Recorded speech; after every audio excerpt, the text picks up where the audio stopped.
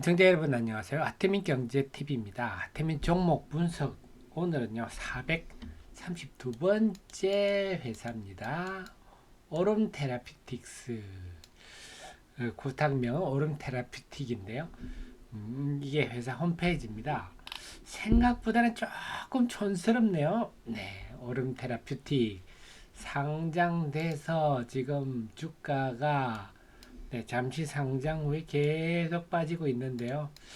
자, 과연 이 주가 수준을 어떻게 해야 될지 저랑 한번 같이 살펴보도록 하겠습니다.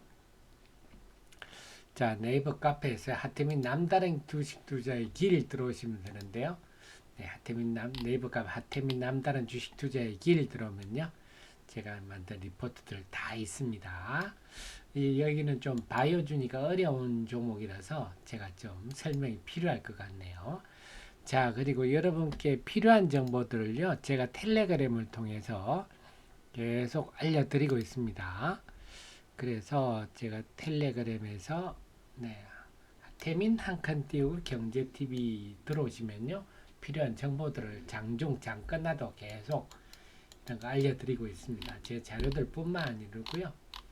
또 이렇게 오늘 같은 거 뷰노 신한증권에서는 리포트 여러분이 일일이 못 읽어보시니까 제가 읽어보고 핵심만 요약해서 이런 것도 계속 알려드리고 있으니까요. 네, 이런 거 계속 오늘 코스닥 시장의 중관건 중요한 점 등 프로그램 매매 동향 다 알려드리고 있습니다. 텔레그램에서 하태민 경제TV 보시고 또 유튜브에 더보기란에 남겨놓겠습니다. 자, 오름 테라퓨틱 설명을 좀 드리겠습니다. 우선 액면가 100원이고 자본금 20억. 요거는 마음에 드네요. 자, 이 회사가 뭐 하는 회사냐 이런 거 좀 설명이 좀 필요한데 내용이 어렵습니다. 이중 정밀 표적 단백질을 분해하는 플랫폼 기술 TPD2. 네. 이게 핵심이다. 표적 단백질을 분해하는 기술. 자, 그 다음에 링크란 말이 나옵니다. 여기 나오니까 우리가 이걸 좀 ADC하고 비교해서 설명이 좀 필요할 것 같아요. 자, ADC하고 DAC 이렇게 이거 보면은 DAC 플랫폼 기술이다. 이렇게 되어 있죠. DPD를 요걸 가지고 그 DAC를 했다. 그러면 ADC 여러분 들어봤죠? ADC는 뭐냐? 이게 지금 그 항암제에서 가장 핫한 거죠. ADC. ADC는 안티바디 항체에다가 드러그 약물 이거는 이제 독성 물질입니다. 항암제죠. 이거 링크로 연결한 거. 그래서 항체가 암세포에 딱 갖다 대면 링크가 그 암세포에 똑 떨어져 가지고 이 독성 물질 항암제가 암세포만 딱 공격하는, 그러니까 표적 항암제 이렇게 말할 수가 있겠죠. 그러니까 지금 항암제 가장 큰 문제가 뭡니까? 네. 그 항암제라는 건 원래 세포 분열이 빠른, 암세포가 세포 분열이 굉장히 빠르잖아요. 그래서 세포 분열이 빠른 세포를 공격하게 하는 게 항암제인데, 우리 몸에서 암세포만 세포 분열이 빠른 게 아니고 두피세포 이런 것도 굉장히 빠르죠. 그 다음에 입안에 있는 세포들도 그렇고요. 그러니까 그런 빠르게 세포 분열하는 걸 다 박살내 보니까 입이 다 흘러가지고 음식도 못 먹고 머리털 싹 다 빠지고, 그러니까 사람들이 항암제 안 하려 그러니까 이제 부작용이 저기 표적 항암제 대표적인 게 ADC인데, DAC는 뭐냐? 이 드러그 대신에 TPD를 쓴 겁니다. 그래서 ADC라는 거는 항체와 페이로드, 이게 이제 독성 물질이라는 게 이게 항암제거든요. 항암제라는 게 독성 물질입니다. 인 건데 이 페이로드 대신에 단백질 분해, 그러니까 이 독성 물질로 암세포를 죽이는 게 아니라 암세포를 싹 분해해 버린다 그럴까요? 그러니까 왜 이게 그렇다면 이게 왜 진보됐냐 한다면요. 우선 ADC는 할 수 있는 게 그 영역이 그렇게 많지는 않아요. 못 할 수 있는 것도 많은데, 그 다음에 페이로드 독성 물질에 대해서 내성 항상 내성이 생겨버리면 이 독성 물질 해봐야 ADC에 달고 가봐야 별 도움이 안 되는데 그냥 표적 단백질 분해 이걸 하면 많은 암세포를 분해할 수 있다. 이렇게 이해하시면 되겠어요. 그래서 이 DAC 플랫폼은 결국은 이 TPD를 이 오름이 세계 최초로 개발했기 때문에 이걸 활용해서 DAC라고 이름 붙였죠. 이걸 이 드러그 대신에 얘를 붙여버리니까. 그래서 요거는 상당히 독창적이다 볼 수 있는데 뭐 독창적이면 뭡니까? 남이 알아줘야 되는데 이 집은 남이 알아줍니다. 어떤 거냐? 요겁니다. ORM 6일 오일인데요. 요거를 한번 볼 수 있는데 여기 기술 이전 계약이 됐어요. ORM 6일 오일 BMS 브리스톨 마이어스는 세계적인 제약회사죠. 여기에다가 기술 이전했는데 계약 규모, 계약금이 1억 달러. 이게 중요합니다. 선급금, 계약금인데 이거는 뭐 나중에 물질을 돌려받아도 돈을 안 돌려주는 거죠. 1억 달러면 우리나라가 기술 수출한 것 중에 가장 큽니다. 지금까지는 한 5천만 달러가 제일 컸을 거예요. 5천만 달러가 그 유한양의 오스코텍이 이 기술 수출할 때 5천만 달러 받았는데 1억 달러면 그래서 선급금이 높다는 것은 그만큼 이거를 쳐줬다는 얘기입니다. 그래서 우리가 기술 이전할 때 계약금을 코딱지만큼 받았다. 계약금을 뭐 한 2천만 달러, 뭐 1천만 달러 뭐 이렇게 받았다 하면 아 그거는 별거 아니구나 생각하셔도 그게 다르지 않아요.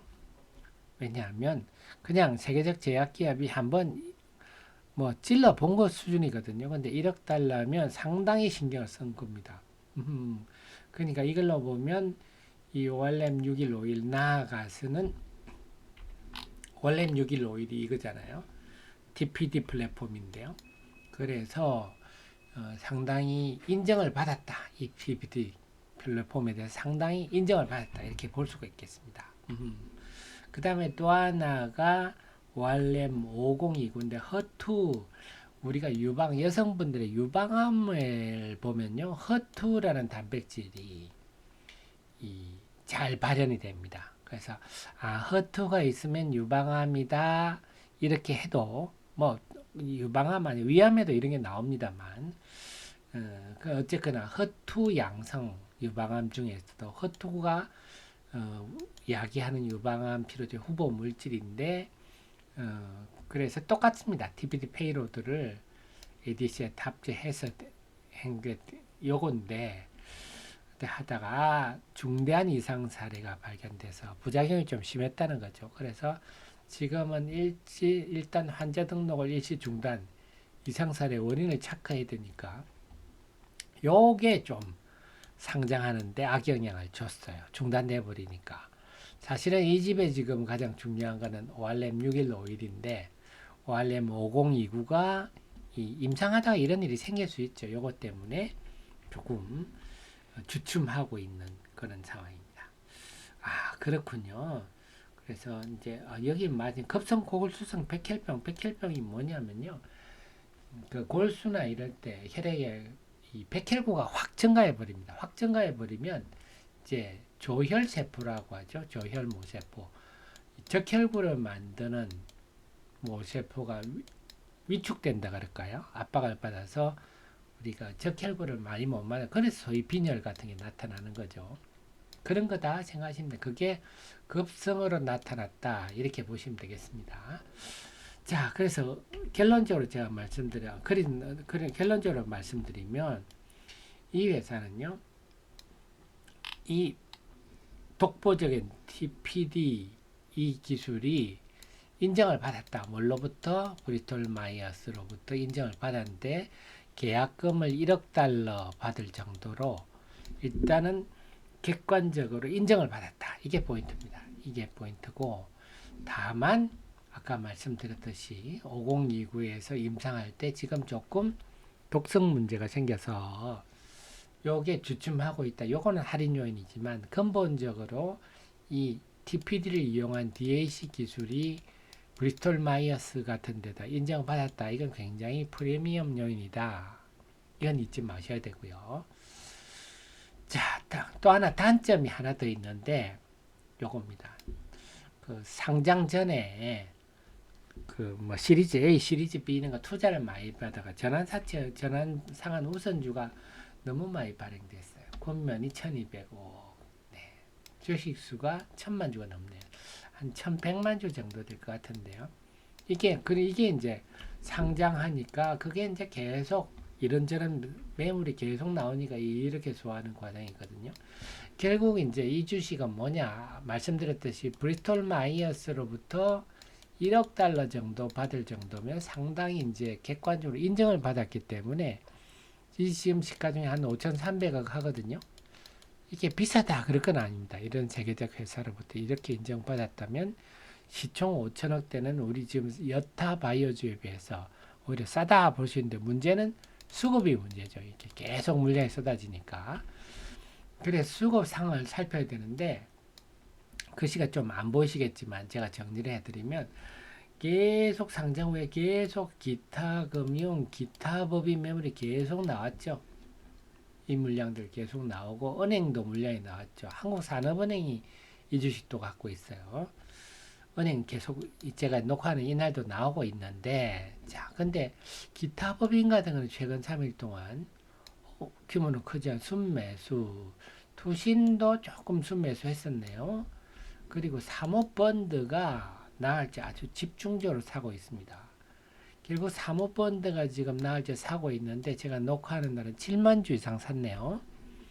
그리고 기타 법인도 그렇게 매도를 이렇게 많이 하다가 이제 순매수로 돌아섰다. 그러면 지금 사모펀드 같은 경우는 기관들 물량을 좀 알지 않겠습니까? 당연히. 근데 이 사모펀드가 적극 산다는 것은 그러면 그동안 이 하락 기간 동안에 나와야 할 물량들이 상당폭 나와서 소화됐다. 이렇게 볼 수가 있습니다. 그렇다면 이 지금의 주가는 좀 공략할 가격에 다가왔다. 사모펀드 동향으로 볼 때는 더 물량 부담에서 좀 벗어나는 단계라서 그렇다면 시총 5,300원 좀 싸지 않느냐 생각이고 자 그래서 완전히 이제 아까 말씀드렸듯이 완전히 객관적으로 BMS부터 인정을 받았다는 것은 우리가 말씀드렸잖아요. 돈으로 인정받았다. 1억 달러로. 그렇다면 만약에 좀 수급이 안정돼 바람이 불면 제 판단에는 일단 보수적으로 한 8천억에서 1조 정도 시총이 갈 수 있지 않겠느냐. 이런 생각을 해볼 수 있습니다. 자, 그래서 앞으로 단기적으로는 이 앞으로 기관 수급을 은행 매도 이런 것들이 있는데 과연 사모펀드가 어떻게 할지 그래서 전체적인 큰 그림은 제가 말씀드렸으니까 수급이 어떻게 되느냐 수급을 면밀히 체크해서 더 이상 기관 매물에 뚜렷하지 않고 사모펀드가 산다 한다면 한번 바람이 불면 바이오 바람 불면 한 8천원에서 시총 1조 정도까지 보고 대응할 만한 주식이다 이렇게 정리할 수가 있겠습니다. 네. 그래서 오름 테라퓨틱스 제가 큰 윤곽은 저도 뭐 주식의 깊이는 있지 않습니다만 큰 그림은 제가 큰 흐름은 설명드렸으니까 이 회사가 어떤 거를 만들거나 하는 거 이해는 가셨을 겁니다. 네. 늘 저의 최신의 정보를 함께 하시고요. 도움되셨으면 좋아요 누르시면 또 제 좋은 기운이 우리 정자님께 전달되어서 좋은 수익으로 이어지지 않을까 싶습니다. 저는 또 더 좋은 기업들 공부해서 여러분께 소개시켜 드리도록 하겠습니다. 고맙습니다.